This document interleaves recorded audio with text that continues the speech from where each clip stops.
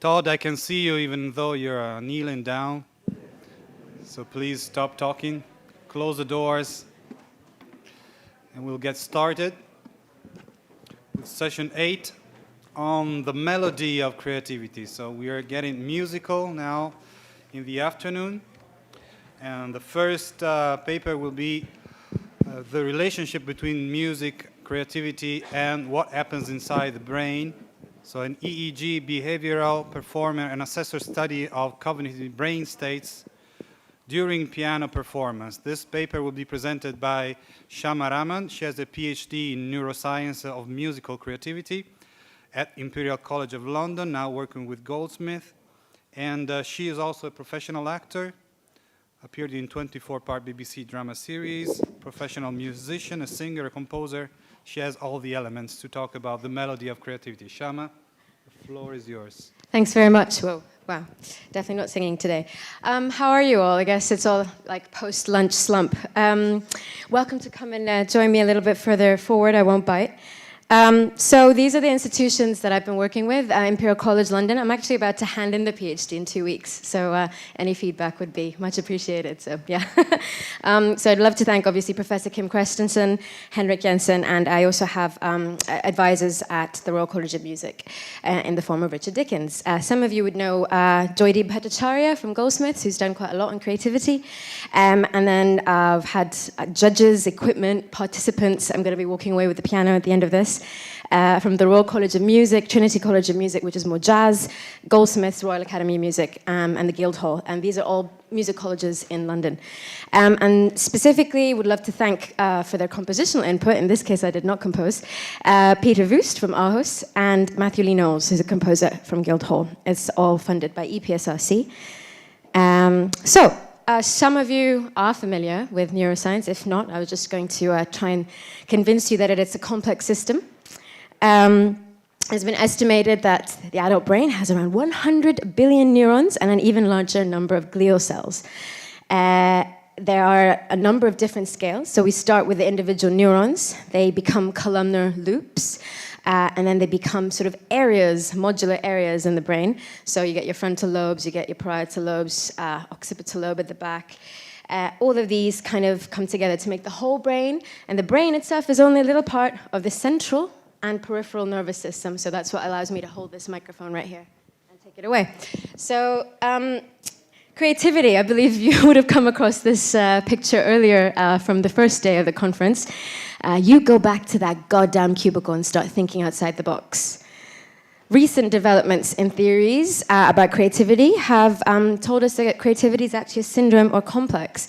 I don't know, I'm obviously quoting you over here. And creative ideation allows the individual to remain flexible and facilitates adaptive behavior. Essentially, I'm asking, why is creativity a good thing and why am I studying it? Creativity, in this particular case, when we're looking at music, involves a full use of cognitive faculties, a state in which personality, consciousness, and knowledge have free access to each other. Being in the zone, which is what we're going to be talking about, is like having the cogs of the mind oiled. Being creative is quite possibly the most complex thing you can do. So, music. Structurally, in neuroscience, there's a hell of a lot of different areas in the brain that would probably be involved in playing a piece of music. You have your auditory cortex, assuming that you can hear. It'll obviously be listening to things as you're playing. The motor cortex, obviously the movement control of your fingers as you're playing. The orbital cortex, and this will come in a bit handy when I present some of my results, when you actually like sight reading, especially when it comes to classical music. Areas that have been sort of like generally known in the anatomy world for frontal lobes is the control of decisions, working memory, personality even sometimes, mood, executive function, and a filtering. Temporal and parietal cortex, you have this sort of shuttling between memories, and the emotional and reward system. Obviously, we do this for a reason. And functionally as a language, music itself is very complex. You can have things in various keys. Tonalities is like major, minor, sad or happy is an easy way of putting it. Different tempos, something can be really fast, something can be really slow. Different rhythms if you're into waltz or if you're into drum and bass. Different motivic patterns, number of notes. I mean, it carries on. I would like for people to maybe join in here, but I don't know if we're going to have too much time. But how good are you guys at clapping? Yay! Yeah, no, not for me. I'm going to try and get... it's going to fall. That's nothing to do with it, so...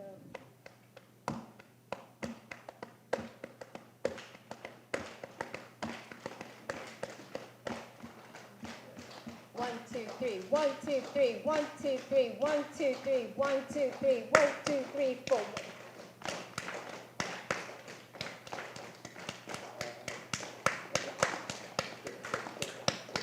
Don't change. You do the 1, 2, 3, and I'll try and put the thing on top. It's going to be difficult otherwise. So 1, 2, 3, 1, 2, 3, 1, 2.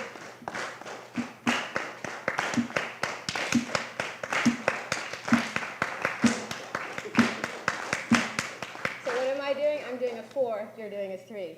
But the two put together is more than the sum of its parts. It's a completely new rhythm.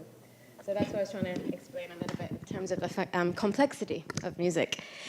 So many areas are needed in this performance. So it's unlikely to be a case where things are self-contained. So there isn't necessarily like an area which is just music. There isn't like a music modal area, and more likely to be a case where the whole of the brain is integrated to complete an action. So we know we came across the ideas from Beth Hennessy about there being a systemic approach to creativity. I would say music in itself is a very systemic thing where the whole brain comes together. So why is it interesting to a complexity scientist? We'd like to investigate the macro level, the emergent patterns of a complex brain activity that give rise to a complex phenomena of musical creativity in real time. So, right now I'm going to be looking at two different types of creativity. One is called interpretation, and it's more familiar to those of you possibly who've listened to a lot of classical Western music. I'm just going to play you Mr. Glenn Gould, just to show you, ooh, if it actually comes back.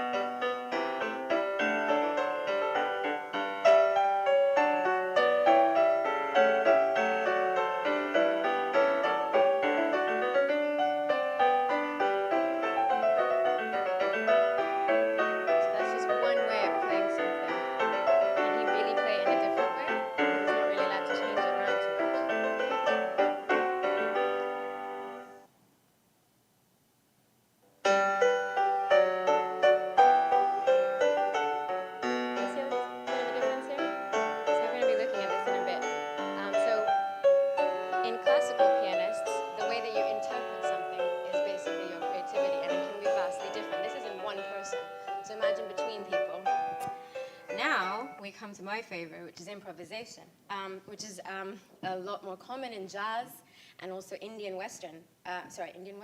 classical music.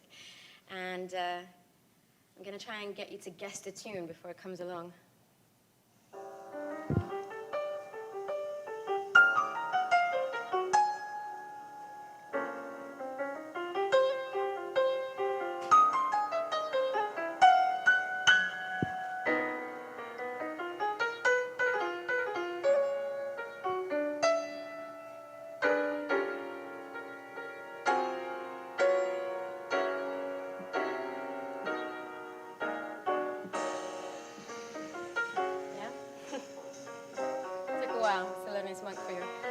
So with improvisation, you can change a lot of different things. You can change the number of notes, you can change the key, you can change the rhythm, quite a lot of things, and still get people to recognize what it is you've just done. So that's improvisation, another different type of creativity. So this is what my experiment's all about. I'm actually measuring people with EEG. I'm measuring their electrical brain activity when they're improvising or when they're interpreting. I give them 20 pieces of music, hopefully that are unfamiliar, so they wouldn't necessarily have had a chance to have, I don't know, all the time in the world to play Twinkle, Twinkle, Little Star and perfect it in different keys. So I'd like it to be unfamiliar. I don't necessarily want too much of a role of memory in what I'm hopefully going to find. And on that front, I want to be able to capture the insightful aha moment within creativity. So 10 of them come from the jazz sound world, and 10 of them come from a classical sound world. And both have notation that's recognizable by both jazz and classical musicians. You would recognize that jazz musicians often look at chords which are put on the top of the score, that's at the bottom, for example. But equally, classical musicians might not understand what it means when you say swing. So then on this side it says swing, and on the other side it kind of spells it out as to what it actually means. So I divided both improvisation and interpretation into think and play stages. Again, because when it comes to EG, if you guys are familiar, there's a lot of things that are maybe not cognitive and more motoric or noise. Not really, but it's not what I'm interested in. And there are 4 instructions for each of the subjects. So they're asked to play the extract exactly as presented by the composer. So like the bare bones, don't change anything. And then this second bit is randomized. So it's either be interpret or improvise. So then 1 and 3 are bringing them back to the baseline of just playing it as it is. So afterwards, well, I'll obviously record all this music. I don't necessarily tell them they're going to be judged on it, because you can't judge creativity, surely. But afterwards, I send a marking form I've sent it to 5 judges, 3 of which come from a jazz sound world, and 2 of them which come from a classical sound world. And I present it like this, so they're able to sight read themselves, and I ask them to rate how creative they thought they were. And I don't give them very long at all, so this is meant to be based on a gut feeling. And it goes from 1 to 5, very uncreative, uncreative, ambivalent, creative, very creative. The same exact question is also asked the participants at the end of each creative performance that they do, either interpreting or improvising. And they are also presented, judge and participant alike are presented the same extracts in the same randomized manner. So hopefully a self-assessment of how creative did you think that was, plus how creative did you think that was regarding the participants, plus the EEG should give us something about creativity. So it's your turn. How hard is this to actually do? So it's probably better if you guys close your eyes and you don't necessarily know which one I'm about to play. But what I'm going to get you to do is rate each thing that I play from 1 to 5. Okay? So close your eyes.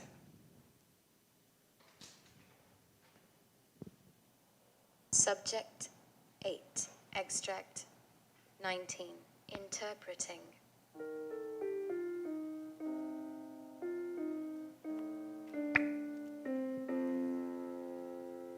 Please rate creativity. Okay. So how many people thought that was a 1? 1 is very uncreative. 1, okay. How many people thought that was 2? Okay, a few more. 1, 2, 3, 4, 5, 6, 7, yeah. How many people thought that was meh, neither or, neutral, ambivalent, don't really care? 1 person. 2 people. How many people thought that was 4? That's good. Okay, there's a lot of people who don't have any opinions. How many people thought that was 5? Like, excellent.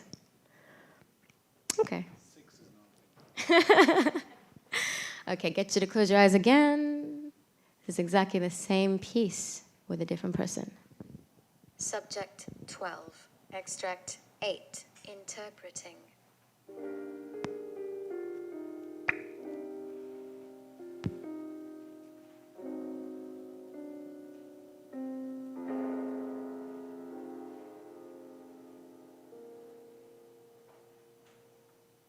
Please rate creativity. Okay. Did you hear that? Yeah? How many people thought that was a 1? Okay.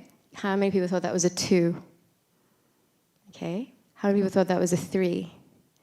Okay. How many people thought that was 4? Oh. How many people thought that was a 5? Okay. So the judges agree with you. Close your eyes again. Subject 8, extract 19, improvising.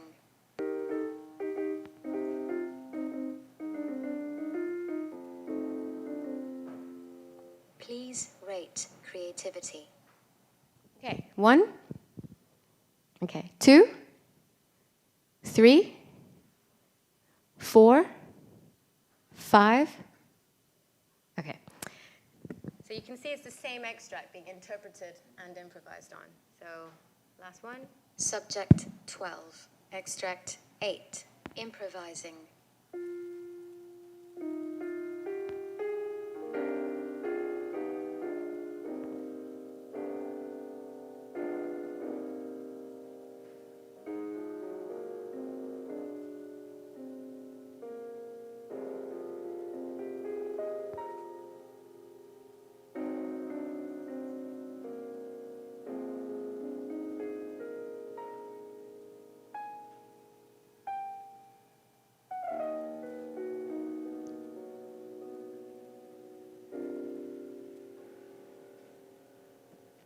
Cool. 1. Nobody. 2. 3. 4. 5. Yeah, I expected that. So I guess we've been talking a lot about assessment and all the different ways you can break it all down. And we thought, after speaking to a lot of musical advisors, what would be the best thing to do? And out of about 5 minutes of chatting, they went, both audience and instrumentalist or musician know. They just know within the first 2 or 3 seconds whether this is going to be a particularly inspired piece of playing. And so we thought, okay, why don't we just ask them, how creative did you think that was? And ask the same question to both of them. And just as you guys worked on your gut instinct, they did, and so did the judges. And what you guys did, we're not a million miles away from what the judges thought all put together. So these are some of my results. What we did find when we put it all together, that jazz judges tended to be a little bit harsher systemically than classical. Why that is, I mean, I could go into that. It's probably a bit more to do with the sort of musical anthropology of how difficult it is to sort of maybe really wow a judge who's from a jazz background. But the larger the circles are, the more instances there are of that particular score. So what I did is I looked at just the jazz extracts and then just the classical extracts and plotted the jazz versus the classical in terms of the judges' ratings for those particular extracts. And what you can see with the star on the two graphs on the right-hand side, you can basically see that both of them have a systemic bias for jazz judges, marking a bit more harshly. So what we actually did is we corrected for that by looking at the center of mass, and that was what you can then see. They're now on the same x equals y slope. Oh, right, okay, let's do this really quickly then. All the results, and you can't ask me anymore.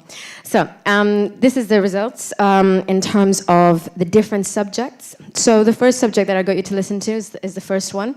What this is showing is the difference in opinion, the maximum value and the minimum value that judges give a particular subject. And there seems to be the most, not only the most disagreement about the first subject, but if you look up at the top where the red values are, those are the actual mean values given to the whole, all the extracts averaged across.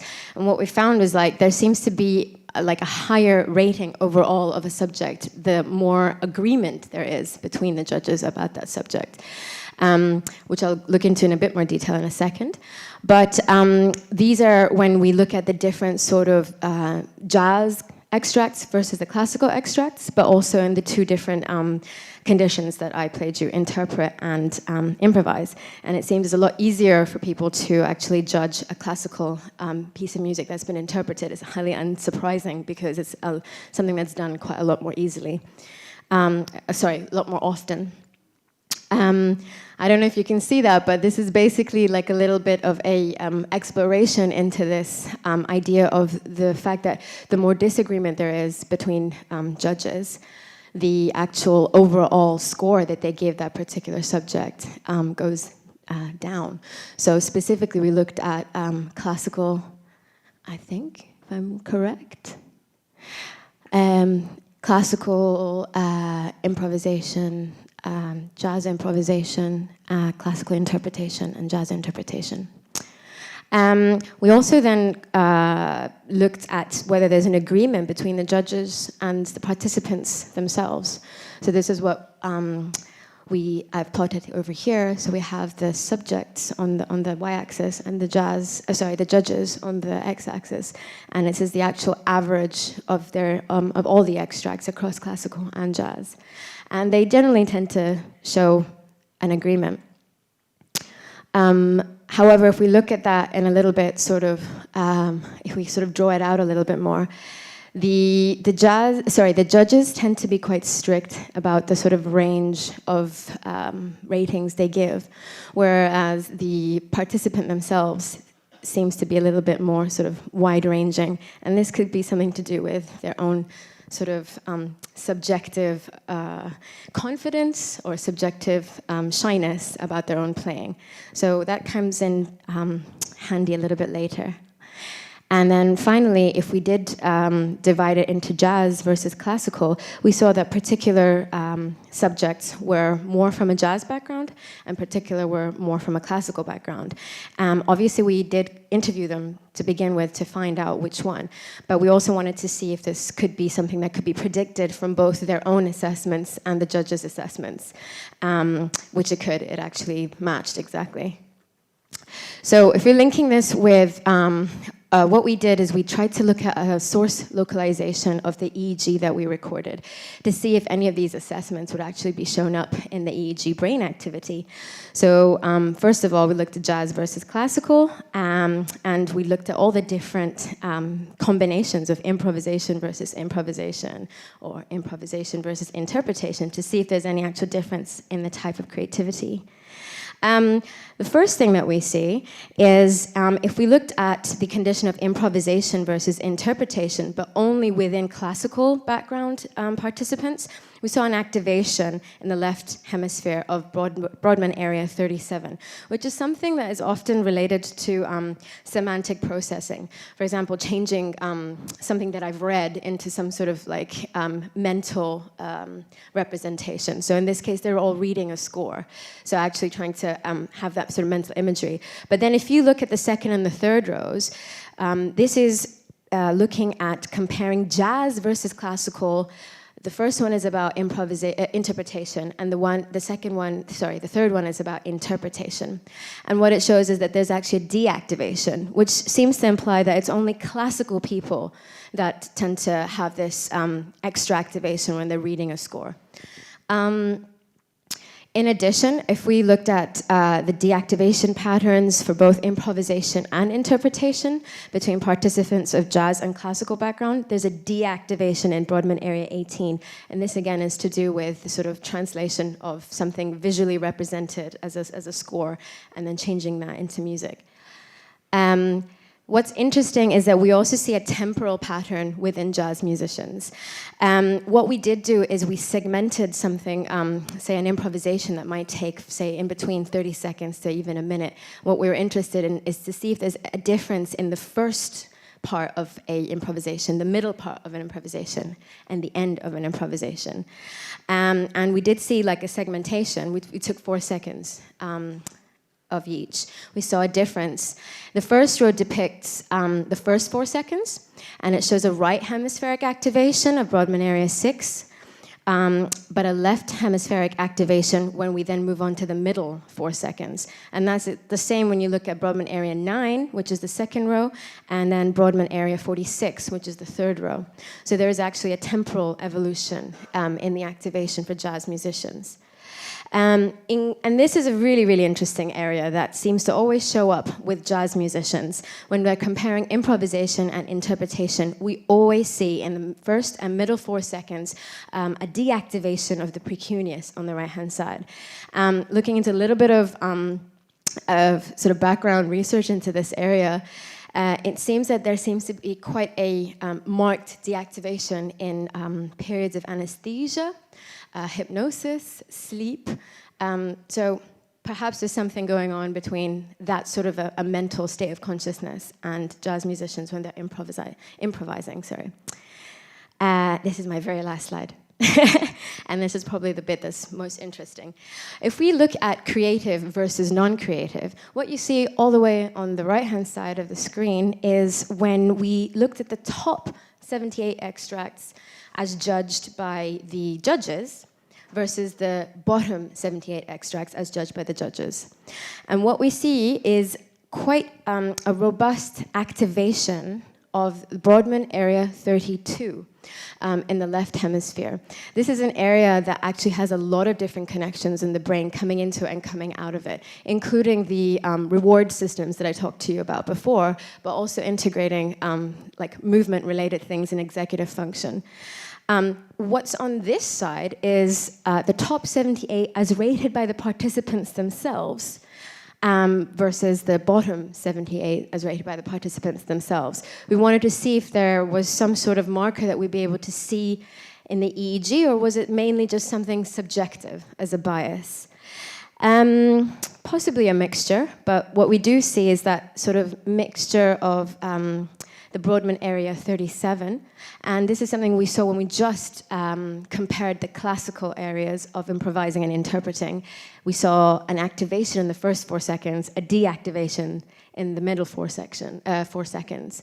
But there's this pattern here, again, of a right hemispheric activation of Brodmann's areas 6, 9, and 45. But when you look at the judges, it's exactly the other side, the same areas. So yeah, all food for thought.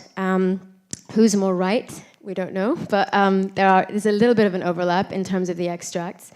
And what we can say, there's a bit more of a robustness with Brodmann area 32 when it comes to the judges. Thank you.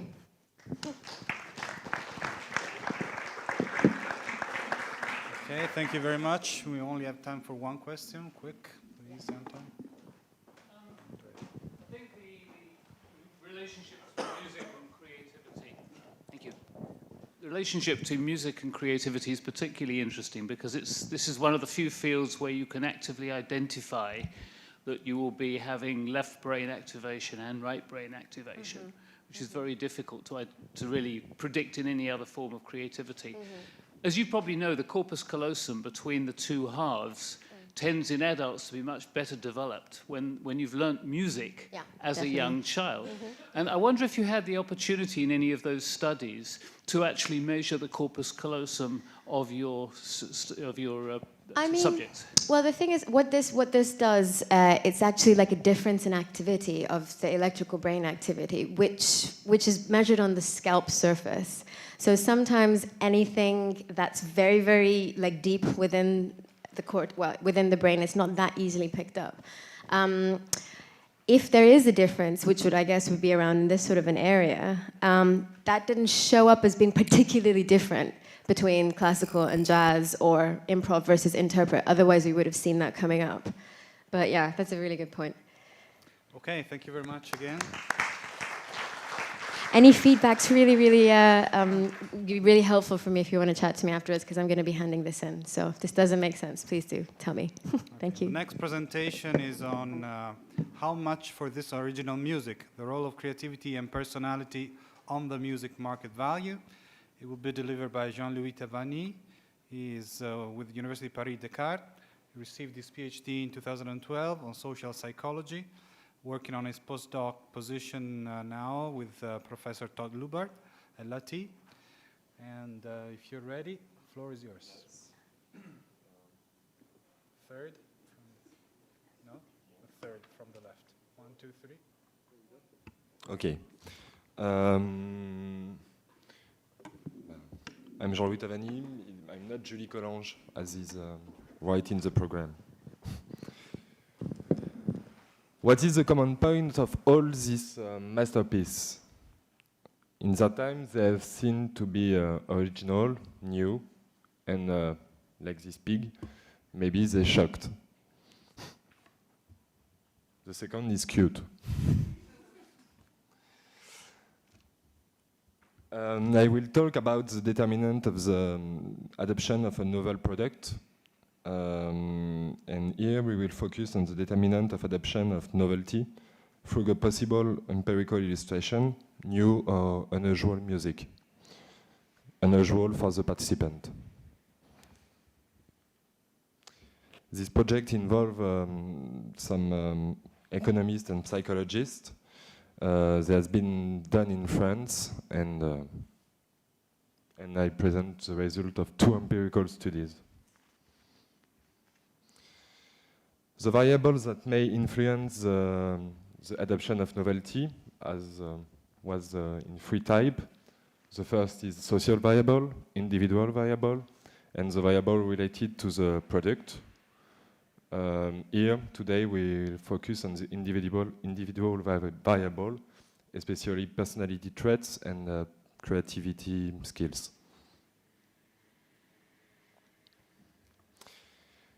Previous study shows that openness, consciousness, and extraversion influence satisfaction with music.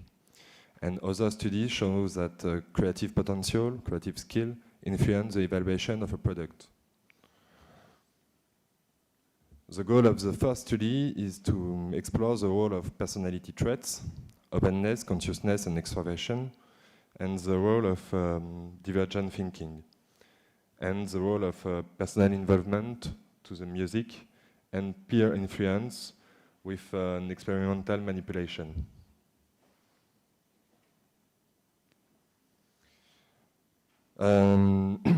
Participants listened to 6 pieces of music. These pieces were chosen by a pretest. In the pretest, the music was writing by from the preference by some people, lay people.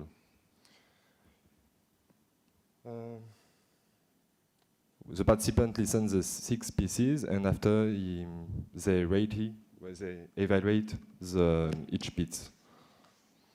Half of the song were presented with preference rating generated in the pretest, and the other half without the information.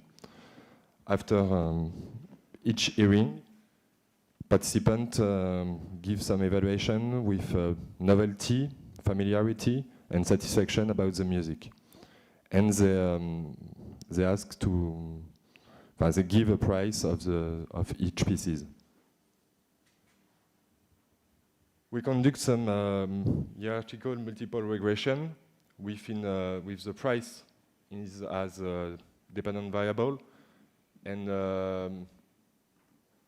the personality trait, the divergent thinking style, the familiarity with music, the satisfaction with music, and the novelty of the music, and the personal involvement as a predictor of the price. The results show when the music was presented without information, the satisfaction with music predict the price, and some personality trait, extraversion, consciousness, and the divergent thinking. When the music was presented with information, there is no effect of personality, just extraversion, and still the effect of satisfaction with the musical stimuli. Divergent thinking is not a good predictor of price, and that's maybe an explanation was creativity are more complex. And in the second study, we take in account the integrative thinking.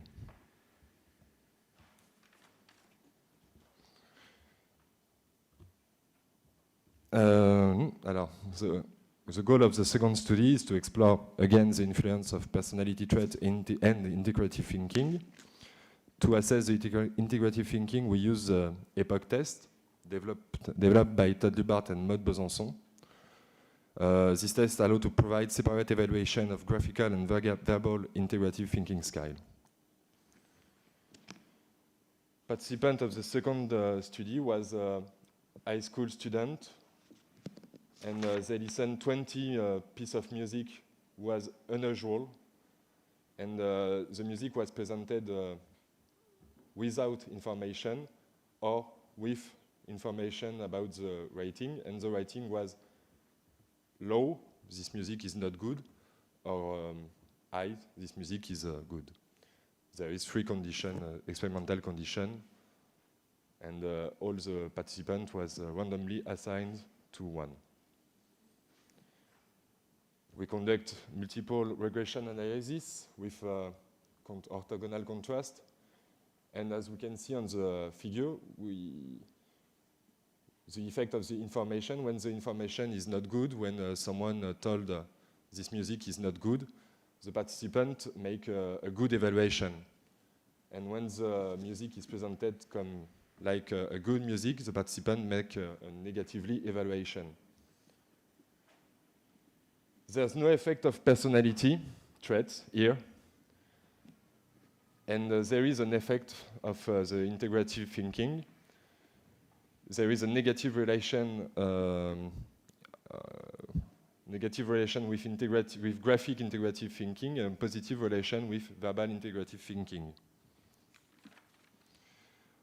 The more individual is efficient in graphical integration, the less he will like that music, and the more the individual is efficient in graphical integration, the more he will enjoy the music.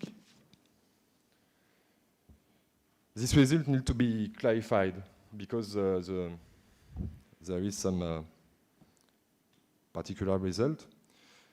The influence of the information and the influence of integrative thinking needs to be clarified. For the information, we have two explanations of this effect.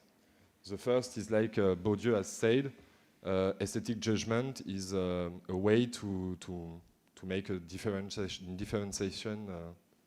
between out group, in group, and maybe here the information give to the participants was presented on the older student who has give this information, and maybe there is an interaction. And the other explanation is in terms of expectation effect. When someone tells you this music is good, we can be disappointed or surprised by the music after listening it. And we are currently investigating this two explanations with Guillaume first. And we need to clarify the effect of integrative thinking because there is a difference. The verbal is positively predict the satisfaction, and the graphic integrative thinking is negatively linked to the judgment. And maybe we need to use some musical integrative thinking evaluation or measurement. Thank you, and enjoy unusual music.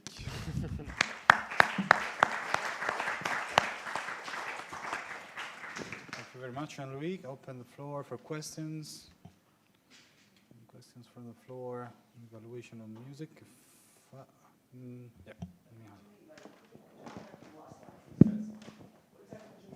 Musical integrative thinking evaluation. How would you test this? I mean, well, any ideas? Maybe we can give some pieces of music and ask the participant to make some commercial argument for a disc or a cover of a disc, or maybe tell a story about these pieces in manner of integrate these 3 or 4 pieces in one thing. Okay, thank you again.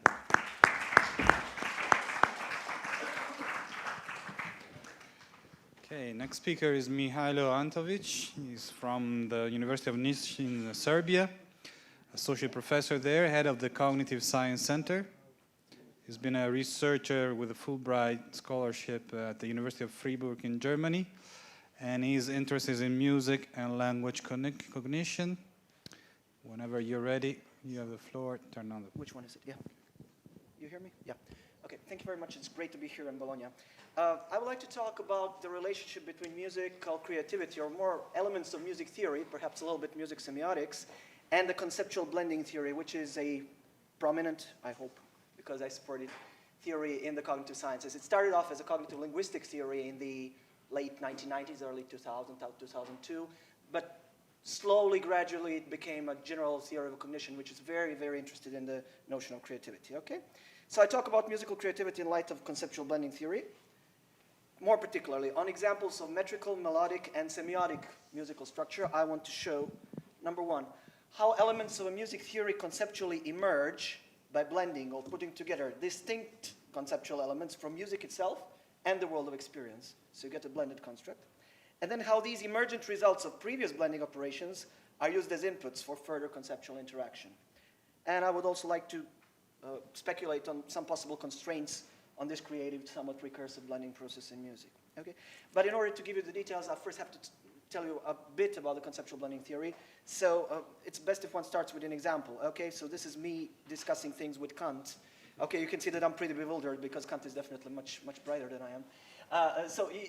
The theory started off as an explanation of strange linguistic expressions, counterfactuals, metaphorical expressions, deliberate puns used in newspaper commercials, and so on and so forth. So I've been debating this problem with Kant all night. Is a classical example of how the theory tries to approach counterfactuals. So one possible explanation of how our mind is able to understand, I hope you all do understand this sentence, would be something like this. Okay, so there might be two distinct conceptual packets involved, which the theorists call mental spaces, okay? So in one mental space, we would have me here in Bologna in the 21st century, hopefully still alive, talking or reading a book by Kant and struggling with a question of morality. And in the other mental space, you would have Kant in 18th century in Königsberg, Germany, back then Germany, okay, perhaps writing one of his critiques, right? And then when we put some of the elements of the two conceptual spaces together, now there are many rules as to what can be combined, what cannot be combined. I cannot go into all details now. But when we put them together, what emerges from the interaction is what they call a blended mental space, okay? Some sort of an image of me and Kant discussing a problem, whatever, related to morality or whatever. Okay, so this is how it all started, puns, metaphors, and so on and so forth. But after a while, it turned out that this kind of method could come in very handy for discussing all kinds of cognitive processes and all kinds of issues related to creativity. For example, this would be, where is it? Yep, here it is. This would be a proverbial example, right? The Sphinx, so what is it? It has, one mental space would deal with human beings, right, with a person, and the other would have to do with the lion, and then you put these two together and get a new mythological creature. So mythology, religion, they're packed with examples like this one. Very importantly, new elements emerge in the blend. So you have something novel, something which was not there in the inputs, and it comes from the interaction itself. You have this in the sciences, for example, social sciences. Now, the tip of the iceberg metaphor that you have with Freud, right? So consciousness is the tip of the iceberg. You have the tip of the iceberg, or the iceberg, and you have the human mind. You put them together, and now something emerges, like the idea that we could have more superficial and more deep layers in our consciousness, okay? I will not try to explain what space-time is because I have no idea. I'm a social science guy. But they tell me, physicists tell me that space-time, for example, could be considered a typical blending construct, okay? So this has been applied to numerous aspects of cognition, okay? In music, some folks have done this before me, probably much better than I do, okay? But conceptual blending theory may be applied to some tenets of music theory. So let's see how it works in terms of structure. I'm particularly interested in melody and rhythm, here, pitch hierarchies and rhythm. And in terms of semiotics, something what some people call the meaning of music. So remember, we want three phenomena. First, simpler blends that in turn serve as inputs to more complex blends, which results in new creative emergent properties of the system. So we start with the simplest thing in any music theory, which is two pitches. Okay? My throat is in a terrible condition, but you can imagine that I sing two tones of different heights. Forgive my use of the term heights, because that's not what we actually have when you hear the tones, okay?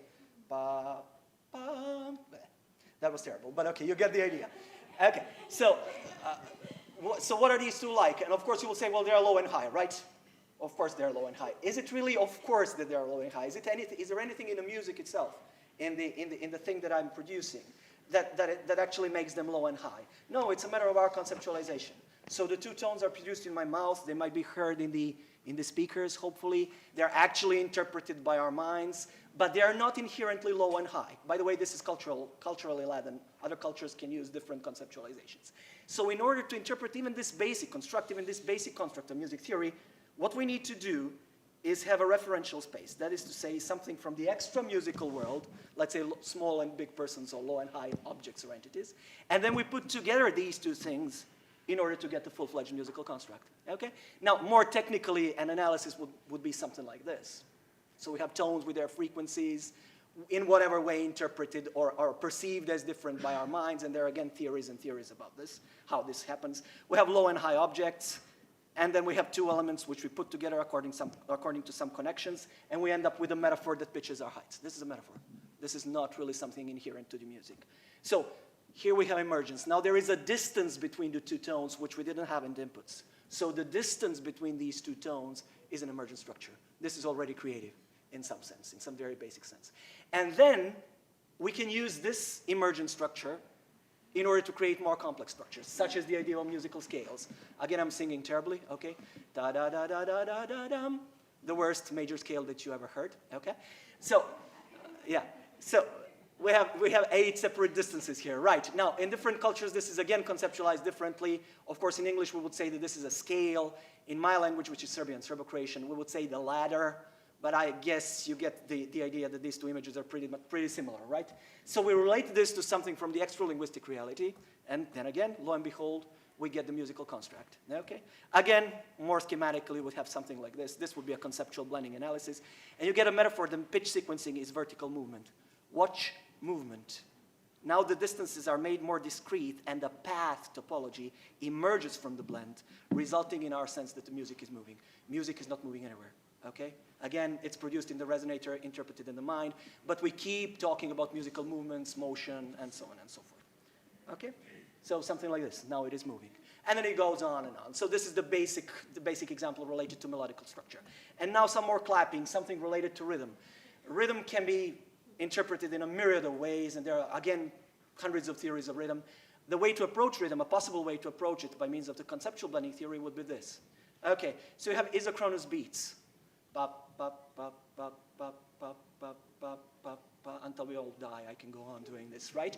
But we also have something else. We have perceptual salience, which can be created in a myriad of ways. One of the beats can be louder, pop, pop, pop, pop, longer, pop, pop, pop, pop, differently articulated, dum, dum, dum, higher, pop, pop, pop, pop, whatever, okay? So when we combine these two things together, what we get is, do I have it? The sense of metrical structure.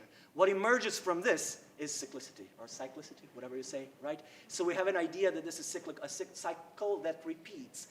It's not the same. Even when I try to sing it the same way, like it's never totally the same.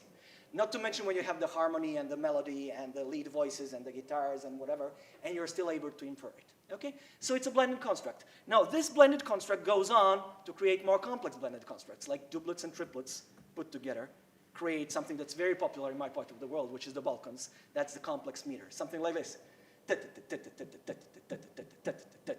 And look at my shoulders. Now, people from my part of the world would respond to this immediately by jumping or wanting to dance or something. So perhaps this urge to dance is an emergent psychological property of the further complexity of the rhythmical structure. And you can go on, okay? 2 variants of irregular pulse, you put them together. Of course, you get more of a formal complexity of the meter, but you also get even more of an urge dance. Listen to this one. This is a traditional song from the south of Serbia.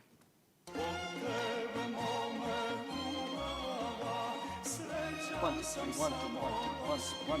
two, one, two, and now the other. And so on and so forth. Now, whoever can repeat this, that would be very nice. Especially people from the Western world, usually they say that they would have a bit of a problem with this because they don't have this in their musical intuitions. I'm not sure, okay? There are even more complex examples. Okay, and now comes blending in semiotics. So I give you 3 examples: melody, rhythm, and semiotics, musical meaning. Programmatic music, opera, film music. We put together music with something that is not musical, that's referential, okay? This is my favorite character. You can imagine Darth Vader. Okay, and Darth Vader is usually associated with, you know, Star Wars. Probably most people here do. All people. Here's the theme, you know the theme. Imperial March by John Williams. You'll hear it.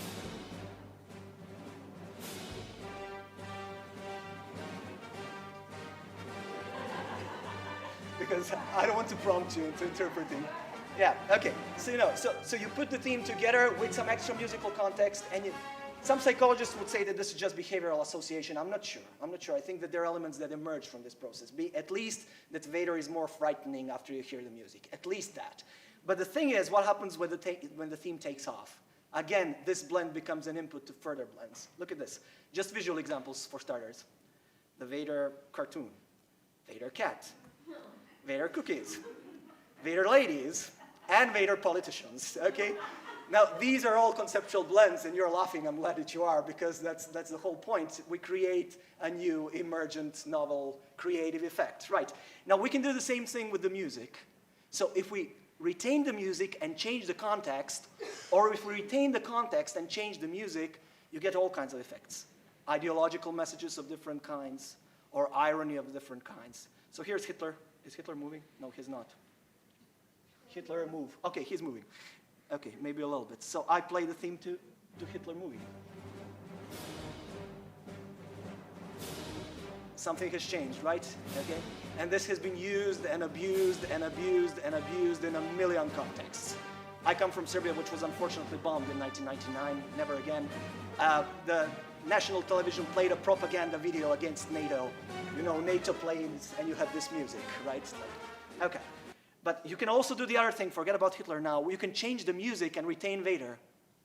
Now, my students, when they hear this is culturally Latin, the class is over when they hear this.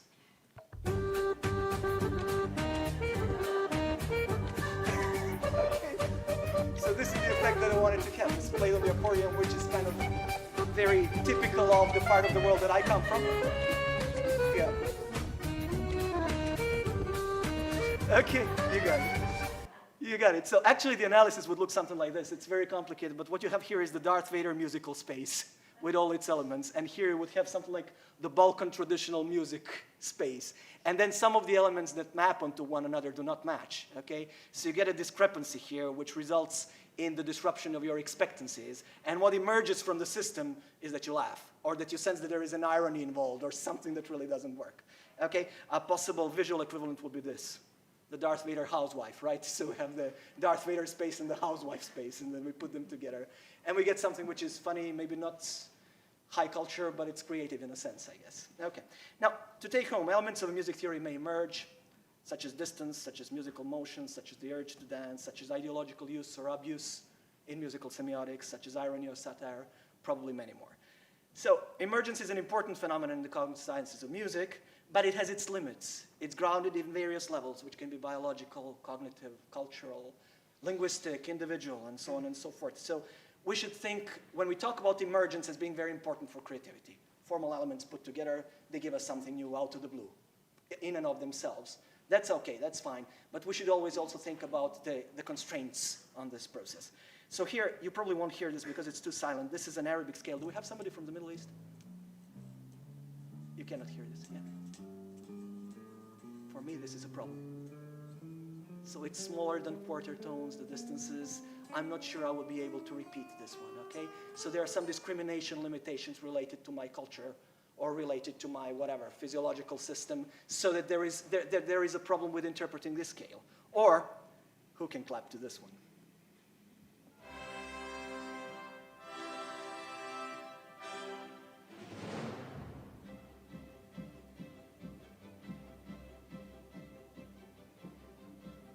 This is Karl Orff, by the way. Carmina Burana. So he's Western.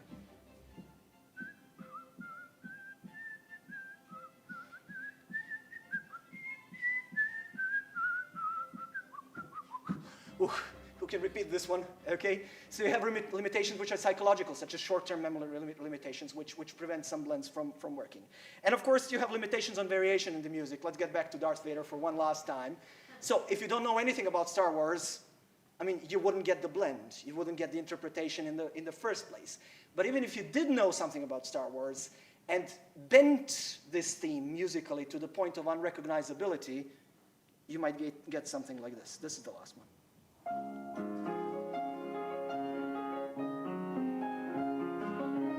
This is called the Darth Vader Lament. Can you even recognize it, right? So, again, we have limitations. Okay. It's actually cute. I love it. But I'm not sure John Williams would agree. Now here it's summer. Here it is, okay? Right, so can we ground blending somehow? So these networks with circles would be things that emerge, and these squares or rectangles would be genetic, embodied, perceptual, socio-cultural, and so on. Grounds, as Larry Barstow calls them, or perhaps anchors, somebody mentioned Ed Hutchins. So somewhere between emergence and constraints is where we should look, I think, for musical creativity. Thank you very much.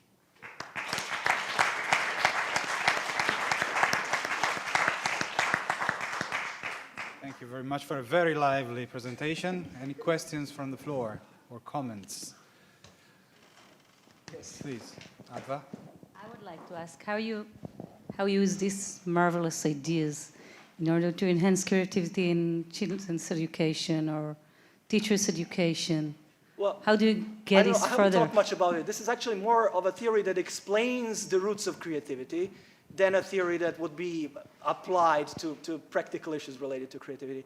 But I think you can. I mean, for example, one idea, the Darth Vader theme, which doesn't have to be, but the example that's related to Darth Vader, musical and the extra musical. So you get something like, psychologists know what these are, Hyder and Seymour animations. When you have something like a square chasing something like a triangle, where you need to, actually there is no meaning, no interpretation, you need to project yourself into the story, right? Now, you can give them to kids and ask them to project themselves into the story to tell you what's going on. And then you play different kinds of music to this, to another group, and you get totally different interpretations. First, this is important for purely experimental reasons because it proves that there is something involved with the mixing of the music and the extra musical, but it can be also used in a classroom setting, I guess, for example. I was just wondering about, so yeah, it's really interesting to basically breaking down the different aspects of musicality in terms of what could actually constitute as being creative. You got the microphone. Oh, sorry. I was wondering what you're with. Yeah. Yes, you already know the answer.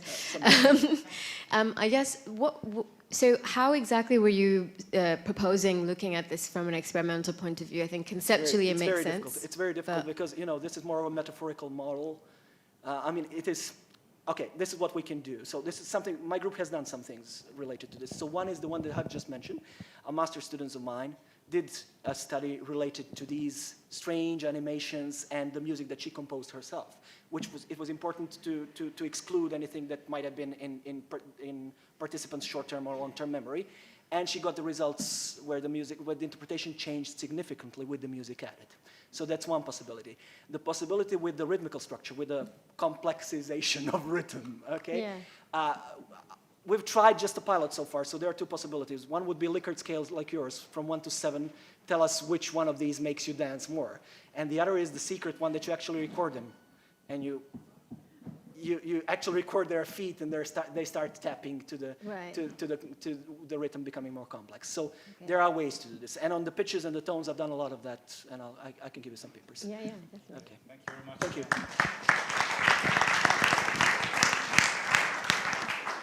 Okay, the next speaker is from the University of Bologna, a colleague of mine, Chiara Sintoni. She will be speaking about music listening, composition and performance, an experience of creativity for education.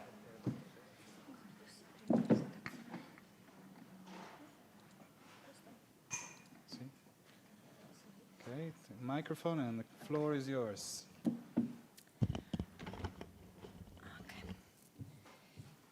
Good afternoon to everybody. So in my presentation, I intend to discuss some aspects of the research and teaching workshop for listening composition piano performance, which was planned for a group of 6 pupils from 10 to 12 years, all at the beginning stage in both listening and piano training. We can go on. Okay. I organized the teaching activity, planned the modules, and collected the data. The workshop was carried out by means of a 3-part learning activity, which combines listening, creative use of musical language, performance, and use of gesturing related to it. The goals of the project were the following: to favor the acquisition of listening competencies and capabilities that reinforce and enrich learning, to promote the potentialities of verbal language in order to describe music, analyze it, and understand its meaning, to favor the acquisition of basic competencies in the creative use of musical elements and in composition, starting from the concept of variation, to contribute to the acquisition of specific competencies in writing music, and to contribute to the construction and acquisition of gesturing abilities and musical taste in piano performance. The workshop started with a listening activity on a famous piano variation set by Mozart, that is 12 variations on À vous diriger maman, most likely written in Vienna in 1781 for one of Mozart's pupils, and considered both a masterpiece of the art of variation and a series of exercises for mastering the basic elements of pianistic technique and performance. I chose to start a discussion with the young students aiming to identify, analyze, and comprehend the main features of variation form which could be interesting and useful for the purpose of education. So variation is a form based on repetition that is one of the most important principles in musical language, in all the typologies of music. Variation is a form based on a theme, a subject, that is on a well-shaped musical idea that can be manipulated in many different ways according to the compositional rules developed in the 18th century in the Western music art tradition, in art Western music. In the second part of the 18th century music, variation is treated both as a technique and as a musical form. In the Western music tradition, and according to some important composers such as Johannes Brahms, but many others, variation is considered the first step in compositional training because it offers new ways of manipulating and reclothing the subject. The first step of the workshop was a listening activity based on the listening methodology of Giuseppina Laface Bianconi, which is the director of the Department of the Arts in Bologna, and a professor of music pedagogy in the same department. So the cognitive activity aimed at bringing students to comprehend the structure of the variation set and the compositional rules which have aroused the musical structures in Mozart's variation set. I created learning conditions so that students could understand the formal and syntactical unity of the variations and the musical relationships between them and the main subject which they come from, in order to give to students the means to make music, that is to realize and perform a set of variations of their own composition, starting from the variation of the theme used by Mozart, a French air which was very popular at Mozart's time. Americans know it very, very well. Twinkle, twinkle, little stars, okay? Twinkle, twinkle, little star, and so on. And two Germans also, Morgen kommt der Weihnachtsmann, okay, the same. So, second step was to discuss with the students the structural components of the popular French air, in order to underline and identify the main musical features which make the air particularly suitable for a variation treatment, that are, for example, shortness, simplicity, well-shaped musical phrases, well-shaped musical structure. The third step of the learning activity involved the students in creating a 7 variation set of their own composition, starting from the elaboration of the subject. The students defined the strategies useful to realize original and coherent variations. The pedagogical value of the activity lies on the ability both of maintaining and respecting the original scheme of the subject and manipulating it in a creative way, according to the concept of creativity underlined by the pedagogists Franco Frabboni and Franca Pinto Minerva as the human ability to combine harmoniously rational and fantastic thought. So creativity is a cognitive exercise. We chose to consider a fourth type of variation form, according to standard classification, based on melodic outline and on a constant harmonic plan. This type of variation allows melodic, rhythmic, dynamic, and movement modification of the subject. For this reason, it could be considered the simplest form of thematic development, in my opinion, particularly suitable for beginners. So each student realized one variation, except in the case of Alice, who composed the 2 variations strictly related with each other, and has unique musical features as far as melodic profile, movement, and mood are concerned. The students chose to maintain the rhythmic scheme of the left hand in order to concentrate their creative efforts on the right hand only. The activity was also an important exercise for students in writing their own music correctly. On the whole, the variation set composed by the young students is a kind of work in progress from a basic level of thematic development, variation number 1 and 2, to a deeper one, variations number 6 and 7. So we can have a video. Yeah. So we start with a theme, so the French air. That is a short composition in 2 parts. The opening part A, is an opening phrase, and then we have a middle section, B, which is, we call technically a progression, that is a repetition, a repetition of the same melodic and rhythmic scheme on various degrees of the scale. Yes, okay. A moment. And then the repetition of the opening phrase. So A, B in the score, but A, B, A, okay. I performed the theme and I explained to the floor the structural form of this little theme. So we can. Una parte A. Okay. B, progression. Degrees of the scale. A again. Okay.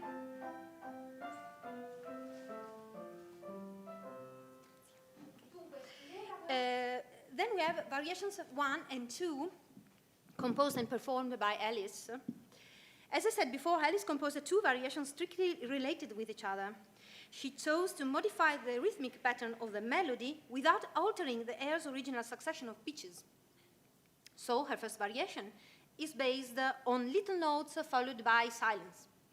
The second variation is a sort of extension, we may say, on the first one, and it is based on little notes in octaves. So, as far as gesturing is concerned, Alice played the short notes softly, staccato, and in variation 2, the octave passages forced the hand to choose its position quickly on the keyboard. So Alice's gesturing was regular and fluid as far as possible.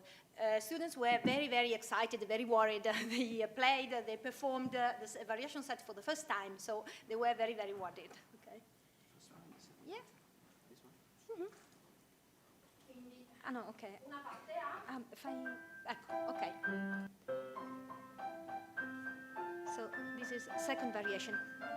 Okay.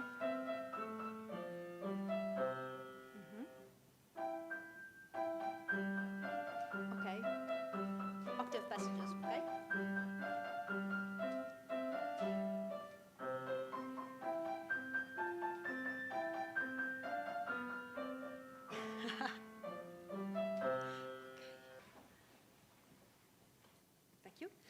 Then variation 3 by Julia.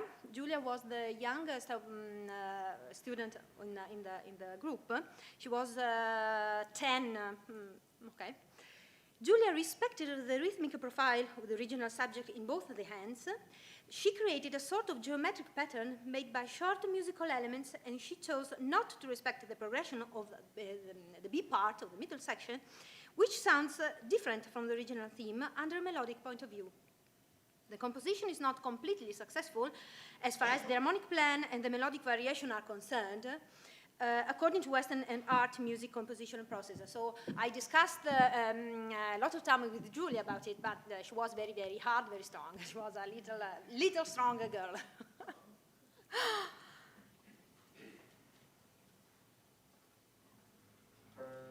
A.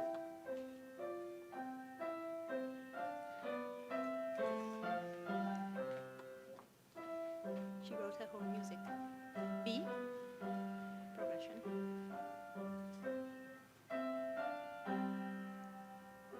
A.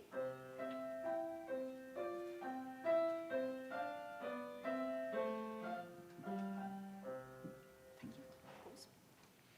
Variation 4 by Francesca. You can see a tall girl, but she was 12 years old, no, not more. The middle section is particularly interesting in Francesca variation. Francesca chose to underline the progression of the original theme in the part B, in the central part, through a downward singing movement. Her variation is very singing, very sweet, very singing. And she writes on a score piano crescendo, that is softly and increasing the dynamic step by step. So.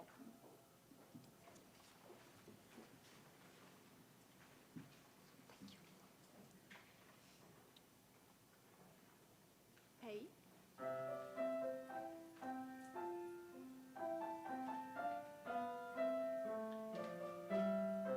B. Progression.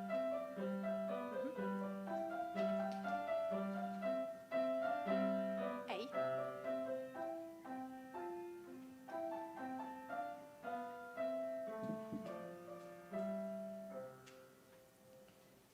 Thank you. Then variation number 5 by Valerio. Valerio had a big hand, so that's the reason why A very beautiful big hand. That's the reason why he chose to realize his own variation in arpeggios that are the notes of the chords one by one, okay? And so stretching the hand and fingers. As Francesca, he underlined the progression in the middle section through a downward round movement. Listen to Valerius' variation.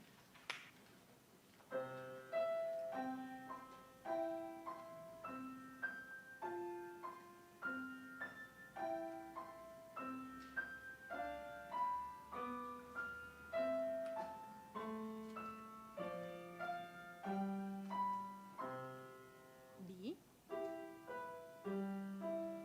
In the middle of the piano.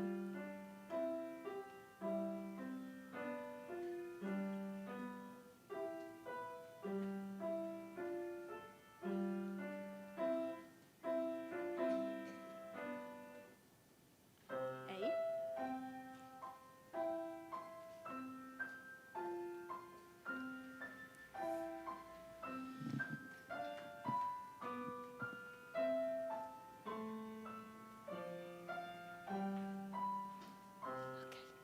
Thank you.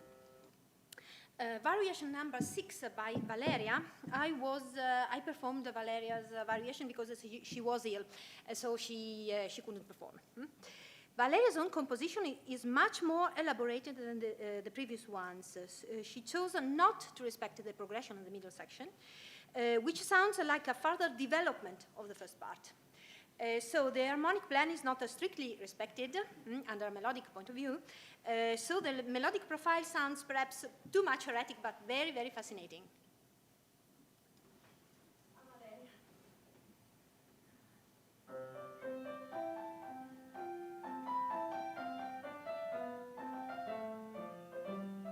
B.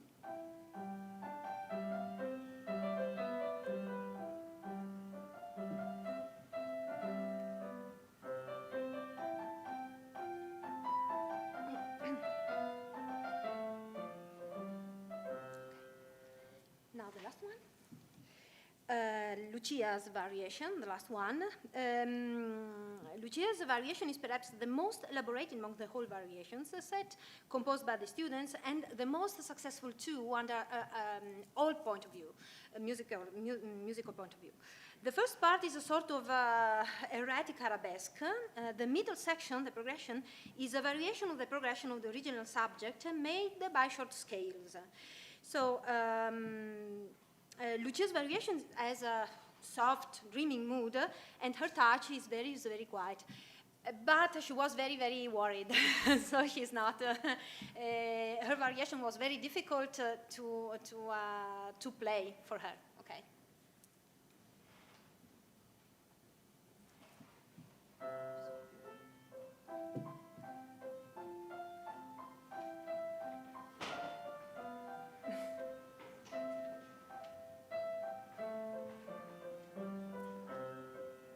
Progression.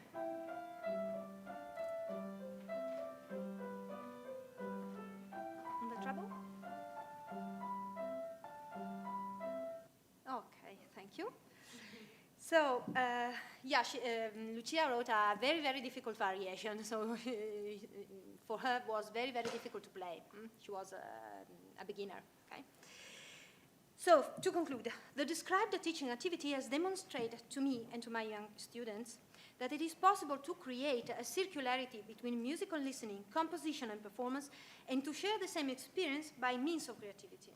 But also that it is important to establish a relation with our cultural tradition by means of creativity in order to understand and to love music, and to use cultural resources to generate new cultural resources. Thank you.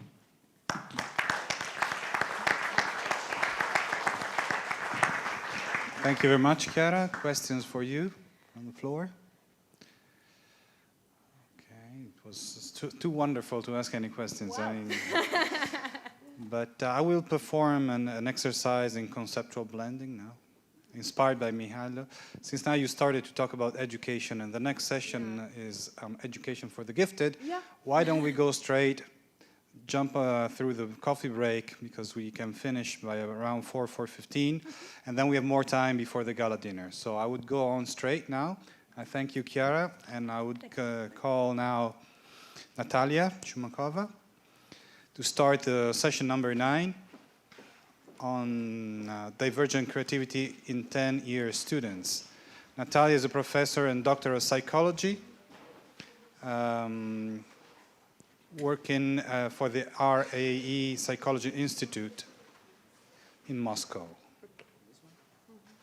How can I list the slide? Okay. Okay, Natalia, you're ready. You have the floor. Okay, thank you.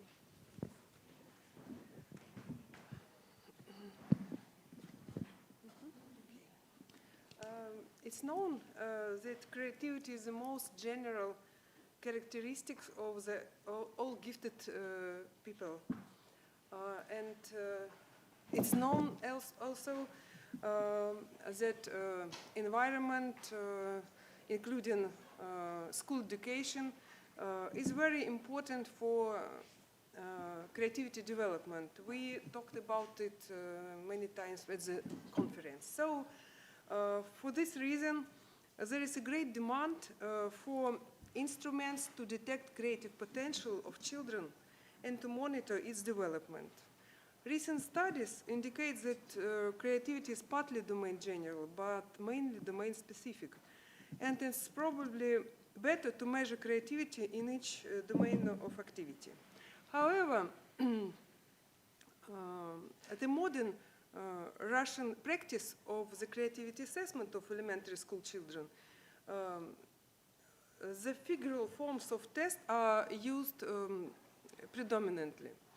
For example, the most popular test is Torrance test creative thinking figural form. Creativity in verbal domain is evaluated only at secondary school. In many respects, this is caused by the absence of the verbal test of creativity for the children from 6 to 10 years old, which could make it possible rapidly and reliably assess the creative potential of child in this domain. So, first aim of our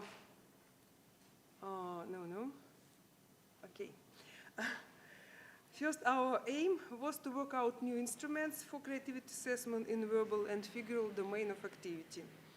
Moreover, we would like to examine the relations between creativity and intelligence by using the new instrument. Does the relationship between creativity and intelligence depend on the domain specific or not? So, we put forward the following hypothesis. The relationship between creativity and intelligence in elementary school children may depend on the domain specific. The total of 202 elementary school students participated in the research. They were divided into two groups. The first group A was divided into two subgroups. The first, students with creative giftedness. They have creative achievement in intellectual sphere, in art, in music and literature.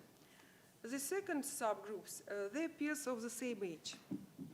The second group D was divided into three subgroups. The first, students with verbal intellectual profile. The second, students with non-verbal intellectual profile. And third, students with equivalent verbal and non-verbal intellectual profile. Russian version of Munich cognitive ability test for the gifted was used for defining cognitive profile and measuring IQ.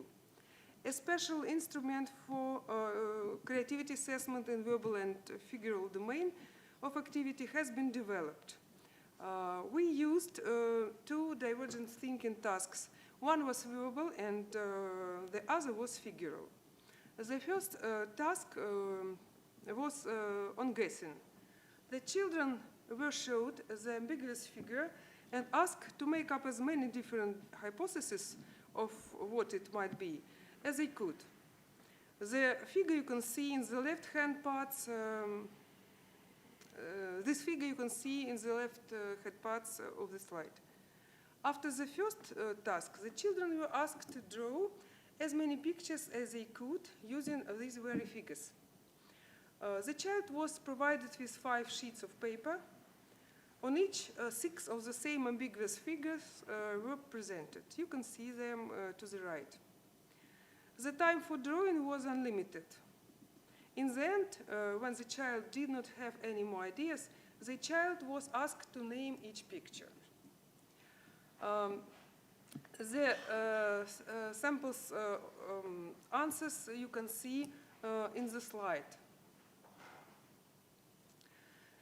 Different indices of creativity were calculated for these divergent thinking tasks.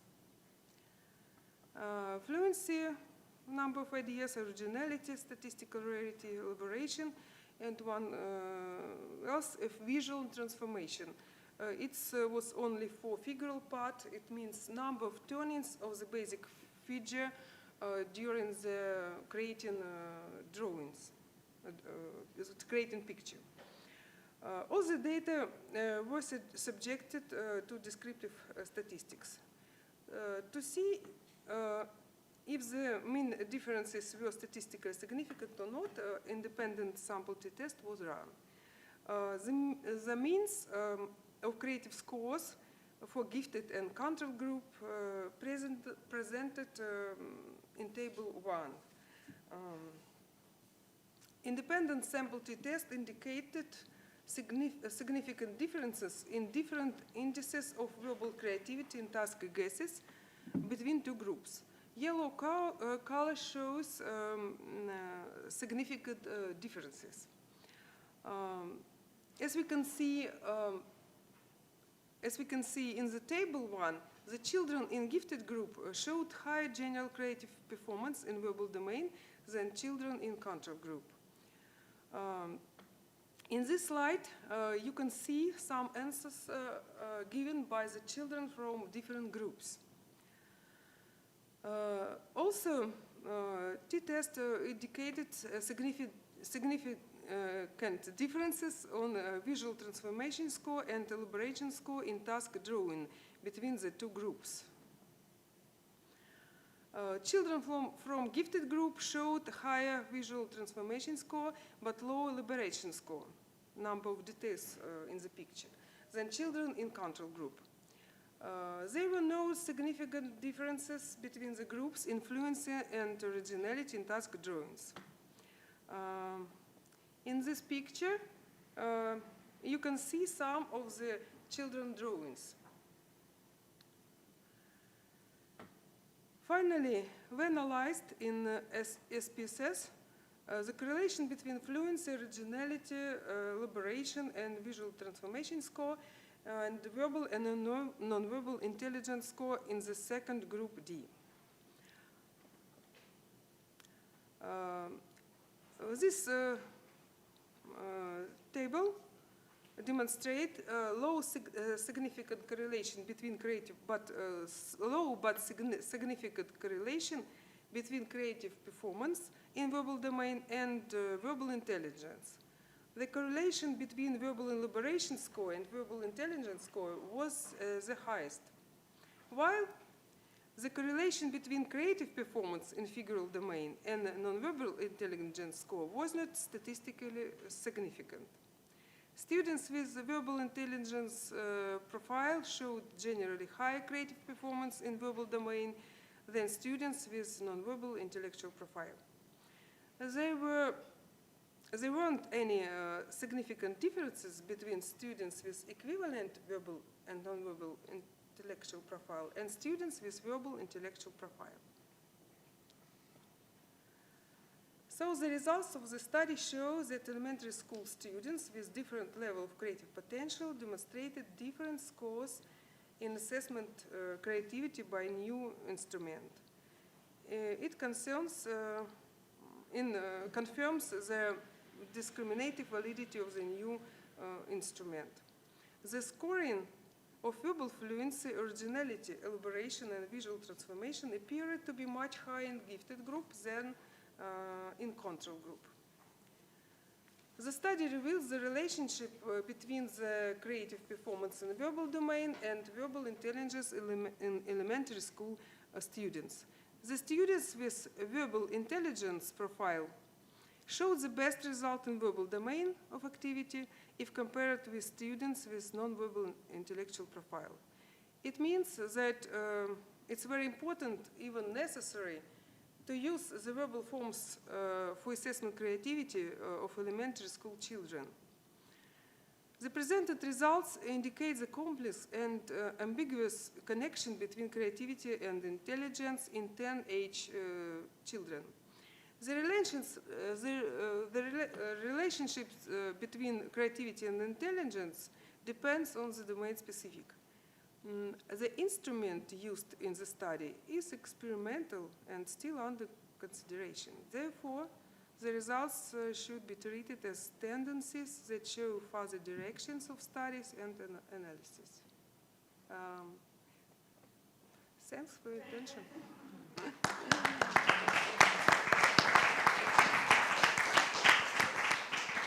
Thank you very much, Natalia. Questions from you?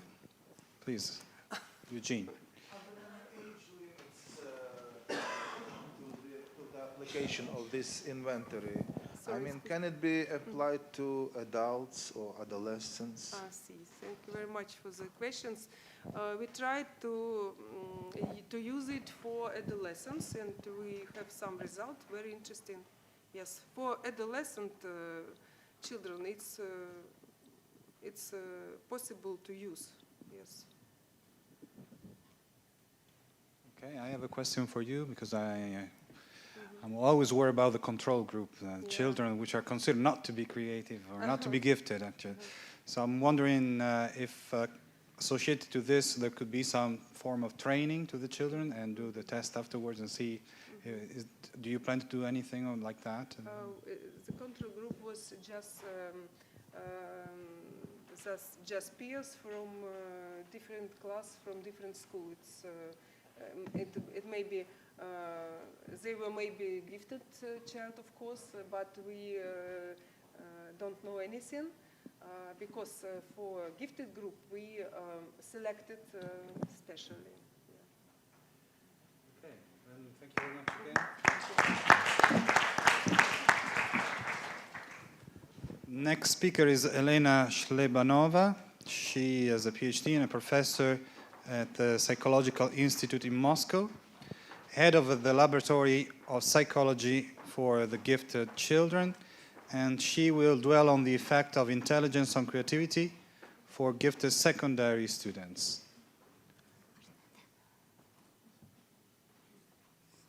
Okay, so Elena.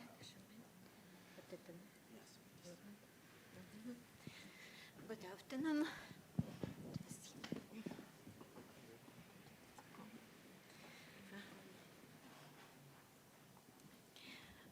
Definition of creativity are widely different in various concepts and studies.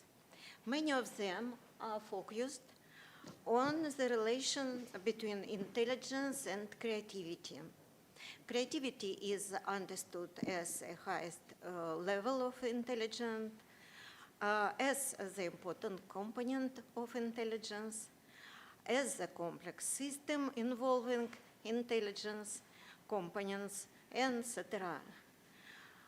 Most authors recognize the complexity of creativity and plurality of simultaneous influences on this, on its manifestation and development in various domains.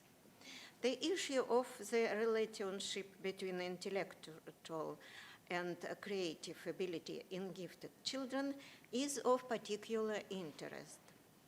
Also, many empirical studies are available.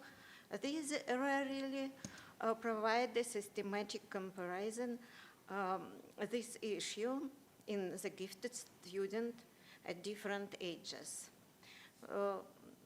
Our study aimed to investigate the influence of intelligence on the teachers and test estimation of creativity in the gifted secondary students.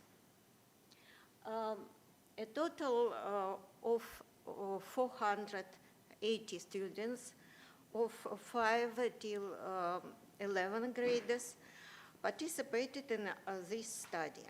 All of them attended secondary school for above average students in Moscow, a gymnasium and so on. These schools applied different identification procedure for admission of children to 5th grade. So their cognitive ability and academic achievement corresponded to the top 30% of age peers. We used the following methods. The KFT cognitive ability tests for gifted students. This test is from the Munich ability test battery. It was adapted to Russian sample in the cooperative study. The second method is the teacher's checklist for rating of intellectual and creative giftedness. And the third method was the verbal tests of creative thinking, unusual uses with word newspaper and wooden ruler. The summary fluency, flexibility, and originality were computed. The results of correlation demonstrate only weak coefficients between intelligence and creativity in all grades. According to the total intelligence score, the 5 groups were formed in each grade. The groups were equal on size and significantly differed on the total intelligence scores. The 5 levels of intelligence represented 5 independent variables, named below first, the above, the average levels for this type of school. Moderate, high level, and exceptional level. The 4 grades also represented 4 independent variables. The dependent variables were the teacher's ratings and test scores of fluency, flexibility, and originality. The 5 versus 4 between subject multiple analysis of variance were performed. The results demonstrated significant influence of intelligence on the teacher's ratings of creativity, but no significant contributions were made by grade and the interaction of these 2 factors, intelligence and grade. As a whole, on all grades, the teacher's rating of creativity in the group 1 were significantly lower than the group 3, 4, 5, all levels of giftedness. And in group 2, above the average intelligence, were significantly lower than in the group 5, exceptional giftedness. However, for each separate grade, such differences were noted only in 7, 9, and 11 grades, but not in the 5 grades. Age differences in teacher ratings were not significant. At the same time, the test scores of verbal creativity were influenced by not only intelligence but also the grade, but influence of interaction of these factors was not observed. As a whole, on all grades, the fluency, flexibility, and originality in group 1, below the average intelligence, were significantly lower than in 3 groups of the gifted. The results of each separate grade showed the effect of intelligence on the test scores of creative thinking was significantly only in the 5th grade. Only in this grade a so-called threshold effect was observed. According to Torrance threshold hypothesis, a positive correlation between creativity and intelligence is observed when IQ is below 125. Great influence as the whole sample was shown that the test scores in the 5th grade were lower than in the elder grades, especially in originality. According to the results of effect of intelligence was significant as on the teacher rating of creativity as on the test creativity scores, whereas the effect of grade level was significant only on the test creativity scores. The effect of intelligence was reflected in the lowest creativity both on teachers' rating and on the test scores in students with intelligence below the average. However, in the grade, these differences of teacher rating between groups were not found, while the differences on the test scores were the highest compared with elder grades. The influence of grade level on the creativity test scores was ambitious. The lowest scores were noted in 5th graders, while the highest of fluency and originality were in 9th and flexibility in 7th grades. The data allowed to suppose that the debatability of interrelation of intelligence and creativity is caused by its age variability, discrepancy of results of different measurements of creativity, objective or subjective rating or test scores. Thank you for attention.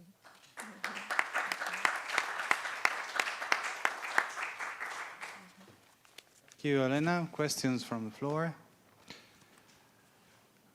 I have a question for you, which relates not to your study, which I understand, but to the fact that to be considered to be intelligent by teachers, normally for a student means that you know how to play the game well. You know what kind of answers to give to the questions, which is the right answer that the professor expects. And to be creative is very different. It means that you are able to give a range of different answers to a single question. So I'm concerned about the fact that if you want to be intelligent, you want to be a star, you get used to getting immediate recognition by the teachers, and the creative part slowly in years gets a little bit decaying. What do you think about this? Is this true? Is there a dichotomy between being intelligent and being creative? Yes, the teacher, for teacher, the value of intelligence is more than creativity. And during school education, creativity of children decreased. Yes. So you see the same danger. Okay, thank you very much. Yes, thank you.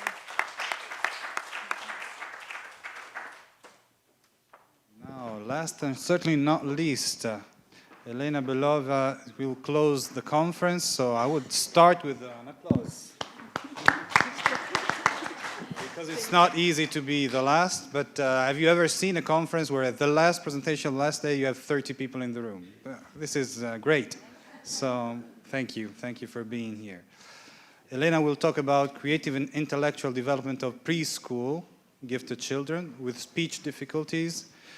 She's a senior researcher at the Laboratoire of Giftedness Psychology inside the Psychological Institute of the Russian Academy of Education in Moscow, and she has a PhD, of course. Elena, please close the conference. afternoon, everybody. And let me start. The theme of my presentation is creative and intellectual development of preschool gifted children with speech difficulties. Some words about why do we consider this problem to be important. The first, foundation for future achievements and discoveries is laid in the children's creativity. It's necessary to create conditions for the full development of creative potential, talents of each child. The second, preschool childhood is a special period which gives great opportunities for disclosure of gifts. And many science write about specialty in the development of modern children, about increasing difficulties in the development of speech, communicating, and interactions. And some words about giftedness in the preschool years. The main characteristic of the giftedness is creative potential. This is manifested in the following: high cognitive need, high cognitive activity, initiative, persistence, and creative search, is creating new images and ideas, great desire for creative self-expression, creative use of objects. Specificity of the preschool period in discovering talents. There are some important aspects. Expressed cognitive activity from the elementary reaction to novelty at the first year to formulate questions, problems at 5 to 6 years. Emotionality, special openness to new experience, connection with the game, the volatility of interests and manifestation of the gifts, and subjectivity of novelty children's discoveries. Some gifted children have development problems, and there are some characteristics of gifted children with problems. From one side, we can see positive sides and strong characteristics. For example, advanced creative and abstract thinking, successfulness in problem and task solving, intellectual curiosity. And from the other side, negative abilities and difficulties. For example, speech difficulties, special orientation difficulties, insufficient attention concentration, and sometimes negligence in performing tasks and others. Speech development. Precisely on the stage of preschool age takes place intensive development of speech, its forms and functions. Any speech disorder of any degree may influence of child personality and behavior, and also on his abilities and giftedness manifestation. The peculiarities of giftedness development of preschoolers with speech difficulties remain not thoroughly investigated for the current moment.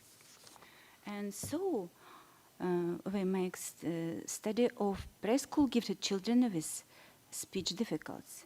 The main aim was, thank you very much.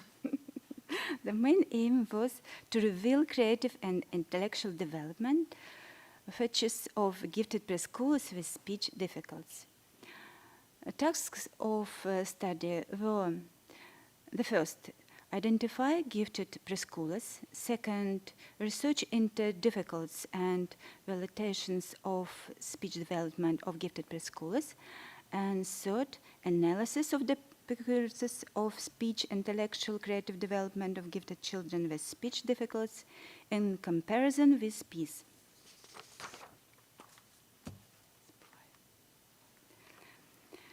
Theoretical basis for research includes fundamentals of preschool children's development psychology, works of Vygotsky, Zaporozhets, and other scientists, conception of creative giftedness, by Alexei Matyushkin, according to which giftedness is scrutinized as creative potential, and Structure Dynamical Model of Giftedness by Yelena Shiblanova. So that's how to pronounce it. Yes. I should have heard that before. About methods.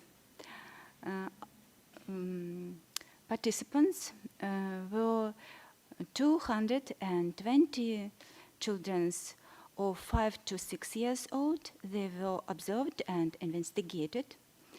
And about measures, we used the Torrance test of creative thinking for the children of age 5 to 6 years, figure form A. Then method of express diagnostics of intellectual abilities by Shiblanova, Averina, Zadorina.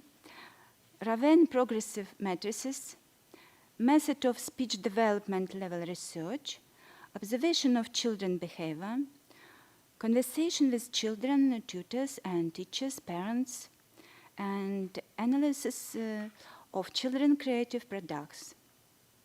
The criteria for gifted children selection was high score of Torrance test, and also we took into consideration observation data, conversation with parents and tutors, analysis of child creative products.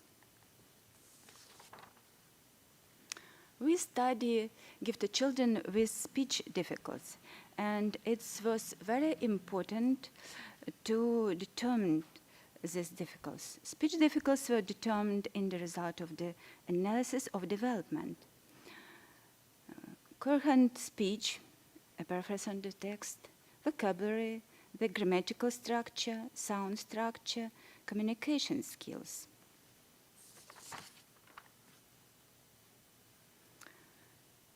Experimental study consisted of 2 parts. At first part, there was determination of the level of creative thinking, and we identified gifted preschoolers. At the second part, we identified the level of speech development, speech difficulties, cognitive activity, level of intellectual development.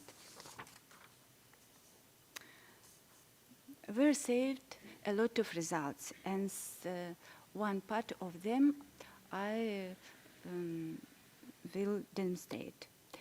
3 groups of children were distinguished at first part of study. The first group, preschoolers with high creative potential, gifted children. Second group, creative potential above the average level. And third group, creative potential of the average level, lower than average and low. Groups were equal in number of children, 13, as well as boys and girls. In each group, children with speech difficulties were distinguished. Further analysis was conducted by comparing the groups consisting only of these children. Means comparison of Torrance test estimations on groups revealed significant distinction between groups in creative potential. We discovered that the most part, 76% of gifted children has speech difficulties, from very small, for example, the difficulties with pronunciation one sound, to the complex. 70% gifted preschoolers have difficulties with producing speech sounds.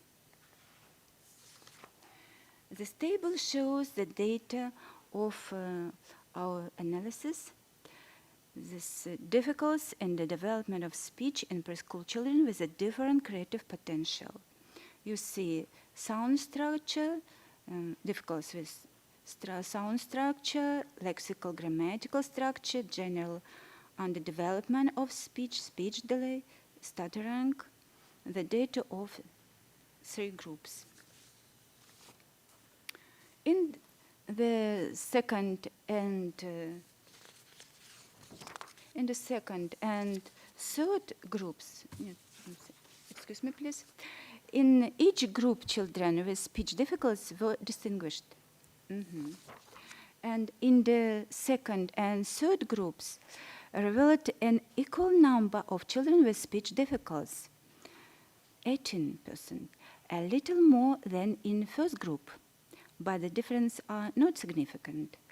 The specifics of the difficulties depends on the nature of the relations in the development of speech. The children of third group more often suffer from more complicated speech disorders. Average group speech development indexes in first and second groups were very close, whereas they both differed from second group speech development index with significant distinction. This table shows the average by groups of indicators of cognitive activity and intellectual development of preschool children with speech difficulties and various creative potential.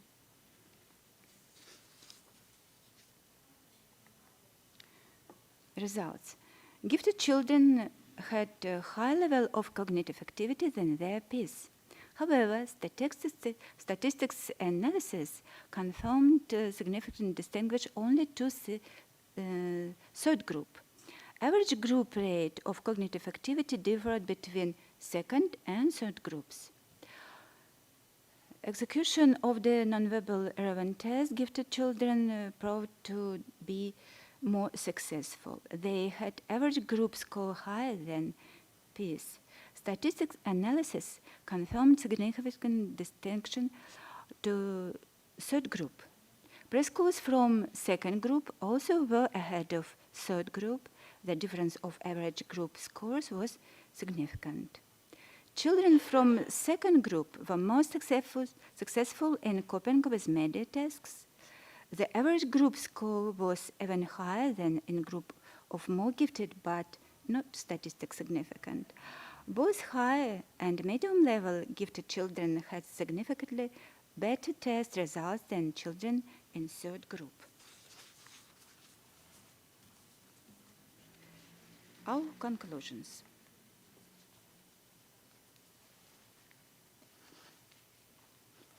Disclosure of creative potential of preschool children is an important task in the process of training and education, as it promotes initiative and cognitive activity, stimulates interest of creativity, and opens opportunities for active learning of the world and themselves. It's in the children's creativity laid foundation for future achievements and discoveries. Preschool age is one of the most important stages of personality development of the child and disclosure of his talent. The result indicated that the demand of children with speech difficulties among gifted and their peers is nearly equal, but less gifted children more often suffer from more complicated speech disorders. The analysis found significant difference in speech, intellectual development, cognitive activity, and thinking between gifted preschoolers with speech difficulties and their peers suffering from the same disorders but with lower creative abilities. Our study provides initial evidence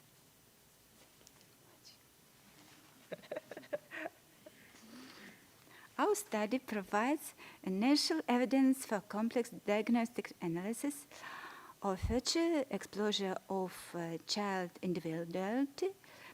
His talents and development difficulties may help to present complete view of child giftedness development.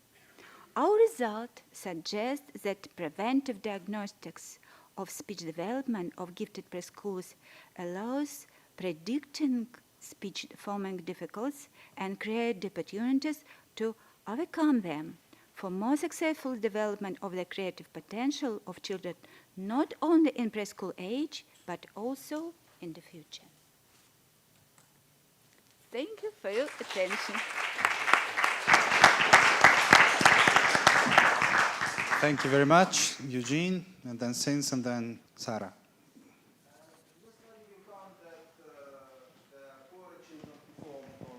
Creativity tests, the more likely they were to have speech difficulties. Is it possible that these two results are causally connected?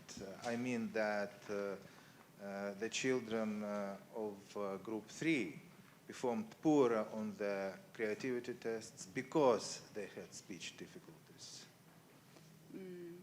Not only this. Thank you for your questions, because this questions was a question for us too, and we decided it too.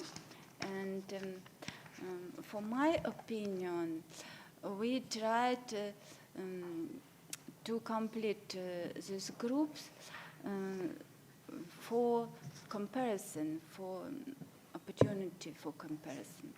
And I think that the creativity of the preschoolers, it's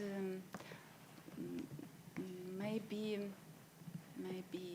in some weeks or years, and we can see that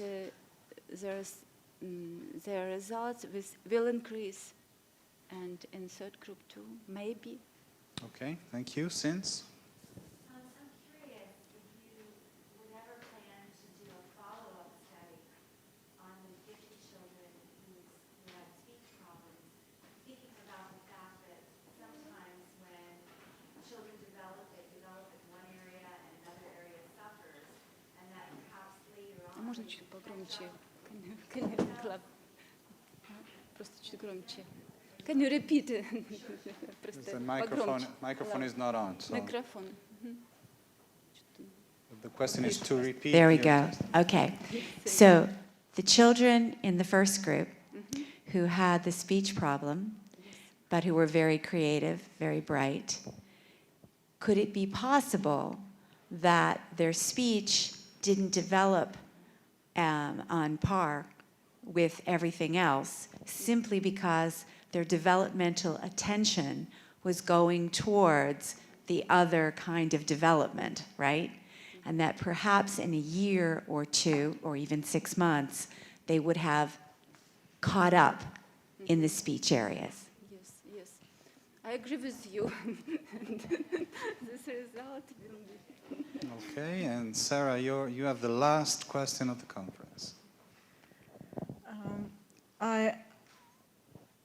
I was intrigued by the cluster of what was identified as the speech difficulties, but also the attention difficulties, or behavioral or emotional. And I was wondering if there's opportunities to do studies where if you intervene and assist with the speech, that if that will positively affect the other challenges with the attention problems or emotional problems, behavioral problems. Maybe. It's a very complex question. I think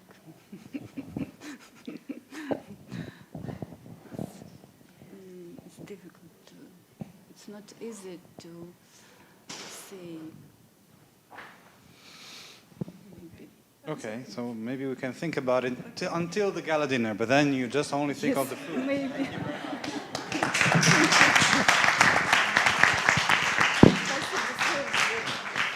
So we conclude these 3 days of a conference. I have to thank you all for participating to this event. I have enjoyed it very much, really, even though I was here working, but I really enjoyed it. And I learned a lot from you, a lot of ideas. I'm sure that it will take me weeks or months to elaborate all of that material. So remember, 6 o'clock p.m. in front of the Hotel Majestic, Via Indipendenza, 6:15, buses leave. It's your last chance. So for those of you who are coming, I'll see you tonight. And for those of you who are not, thanks again for being here, and thank you very much. Please. Is there a bus going back the other way? And what 10 or 10:40 in the evening. So there are two chances to come back to the hotel at the end of the event. Either you have dessert and you take the last one, or no dessert and come back early. Okay?